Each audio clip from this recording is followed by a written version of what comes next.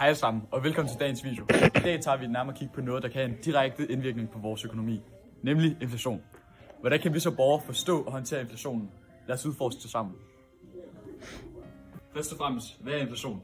Kort sagt er det en stigning i det generelle prisniveau på varer og tjenesteydelser. Men hvordan kan vi tage ansvar og minimere dets påvirkning på vores økonomi? Men hvordan rammer inflation til dig? Du har nok oplevet, at cheeseburger nu koster 15 kroner i forhold til 10 kroner, som den gjorde for blot 3 år siden. Men det betyder altså også, at dine penge bliver mindre og mindre hver over tid. Altså det er fordi, at priserne stiger. Hvis du ikke sætter dem i skulderen og er opmærksom, så kan det ende med, at din økonomi bliver nul værd. Så hvad kan du gøre for at beskytte din økonomi? Lad os se på nogle konkrete skridt, du kan tage. Først og fremmest er det en god idé at budgettere og spare.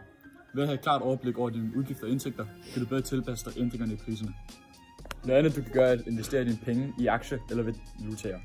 Aktier og valutaer kan selvfølgelig miste værdi over tid, men de er ikke lige så udsat som at have penge i banken.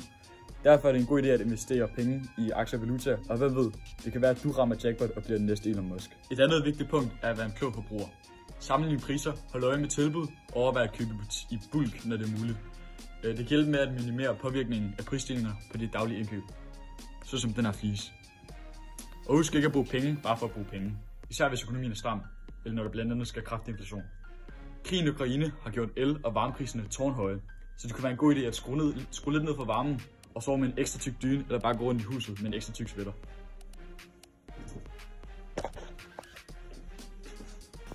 Endelig, så har vi en sidste. Differentiering af dine indtægtskilder kan også være en god strategi. Hvis du har flere måder at tjene dine penge på, kan du være modstandsdygtig og klikke godt på over for økonomiske situationer, ligesom inflation. Det var vores guide til, hvordan du som borger kan tage kontrol over din økonomi og mindske påvirkning af inflation. Vi håber, at du fandt den her TikTok nyttig. Husk at like, følg mig og del video med dine venner for mere praktisk økonomisk rådgivning, og vi ses næste gang.